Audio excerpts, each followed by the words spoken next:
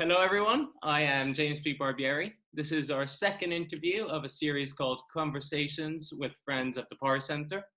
Today, we are joined by my friend, Jena Axelrod, who is part of our board of directors at the Pari Center and a regular participant at our events. Hi, Jena. Hi, James. Tell me a bit about yourself. You described me well, I suppose. I am Jena Axelrod. I'm coming to you from Brooklyn, New York. And I have a dual sort of career in the world where I work on comedy and filmmaking and self-financial technology, uh, which is a pretty strange combination, but I like it. So you are a young person living in New York, living and working there. How did you find Pari? I found Pari 20 years ago, and it was the result of a really serious and somewhat desperate quest of mine. So 2 years prior to finding Pari, I had a weird spiritual event that changed my worldview. And it was exciting and fun and beautiful, but I was scared to talk about it with people. I was scared that I was going to look like I was crazy. And so I started studying to figure out what evidence was there that might support my new worldview. And so I didn't know what to study. I started studying energy, and that brought me to physics, and it brought me to Eastern thought. And I started to see these parallels in the disciplines and thought, yeah, from these things combined, I think I could really make the point I'm trying to make. But I felt really alone in this idea because I wasn't a particularly good researcher, and I didn't find anybody else who sort of agreed with me.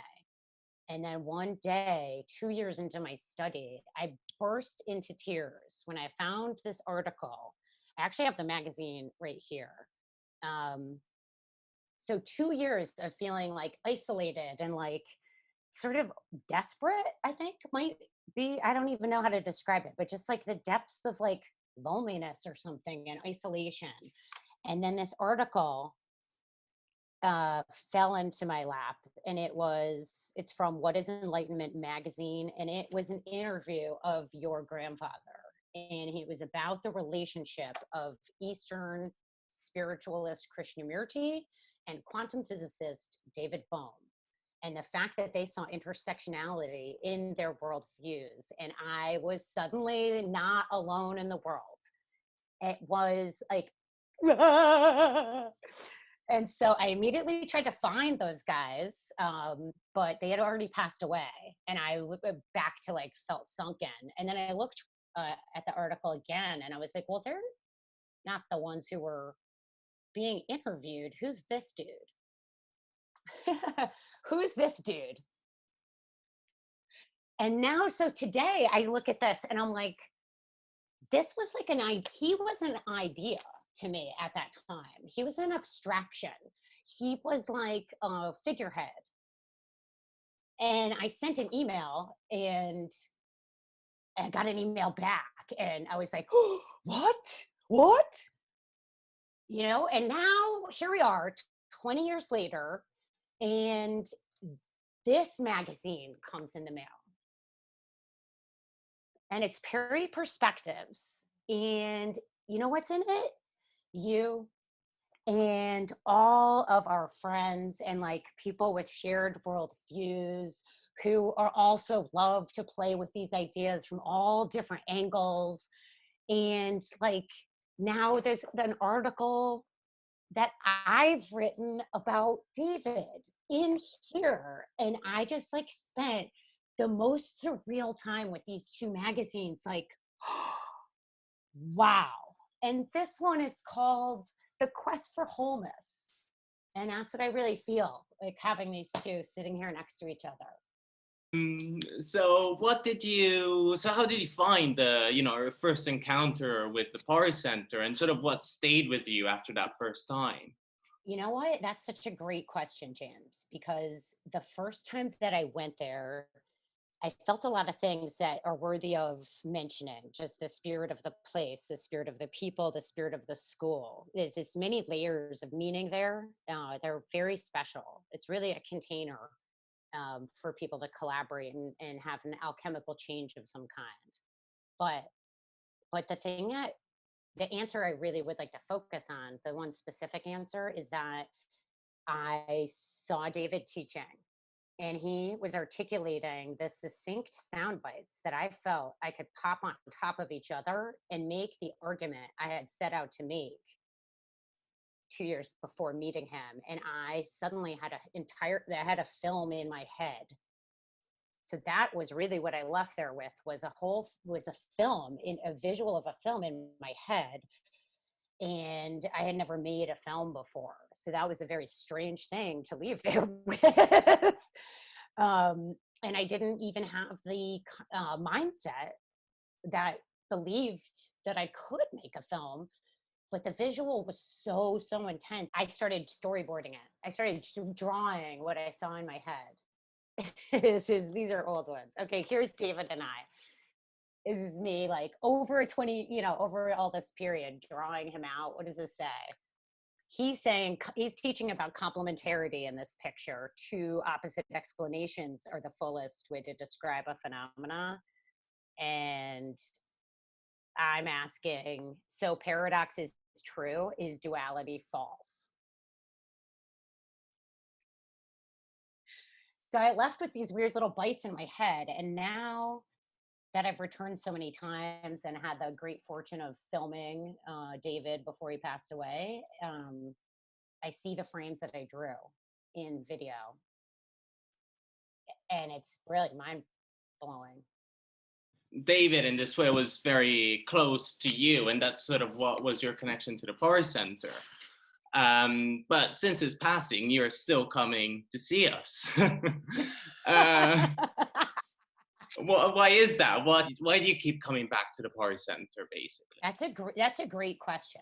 I don't want to like date this video too much by answering that. I'm currently in lockdown in New York City because of the virus. So in my mind, I'm like, oh man, I wish I were in Paris, because I could see, like, it just, and I'm happy to be, I love my home and everything, but that place just feels like home for a variety of reasons. And I don't think it's unique to me. I think it's unique to you and your family and Pari and all of the people who live there. Have never arrived there without feeling like I'm part of the second family that is going on there in Pari.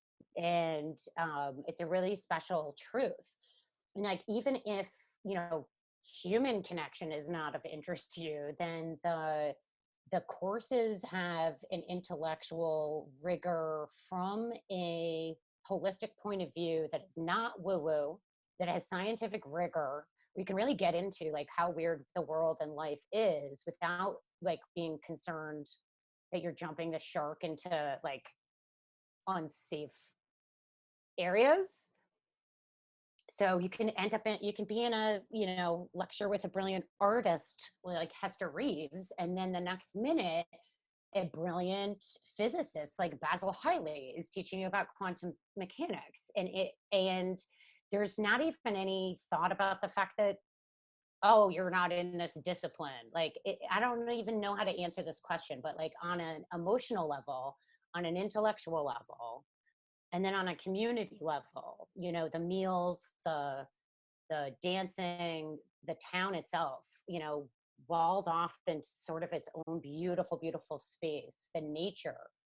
So where do you see the Pari Center going now, and what would you like to see happening? Yeah, well, I'm really pleased. You all have done a really tremendous job of not losing the quality of the Pari Center, even though unfortunately we lost David. But it seems to me that since David's passing, the place is almost even increased in its ability to be what David wanted it to be. And here's what I mean by that. there's a team of us all around the world coordinating the efforts that need to be done. And I don't mean to take credit away from your family who did the preponderance of the very heavy lifting, for sure, for sure. And I'm thankful for that. But people collaborating in different teams to keep different conferences alive and improved, people working on Zoom dialogues together around the world. I just think that maybe I'm projecting, maybe this is just for me personally, but when David died, I was editing the film Absurdity of Certainty, and I couldn't keep editing it. It was just heartbroken, couldn't see his face. And I think I just like went back to that like feeling alone place. And then, we all went to that last conference that he had planned, the Bohm Centennial. And I got to meet you and your family and all the people that were grieving him at the last conference he ever planned. And like to cry about it with you guys and to be real about it. And like, it transformed me into being able to like live in the truth that we're in a different paradigm, but it also made the Pari Center like not David, but all of the people that he touched. And so like the world is like bigger now. It's even fuller now. And I really feel him with us. As I've not left the Pari Center since he died without seeing a double end-to-end rainbow like in the horizon. Thank you, Jena, for your beautiful words. And thank you all for joining us. And we'll see you soon at the Pari Center. Bye. Thank you, James. Thank you.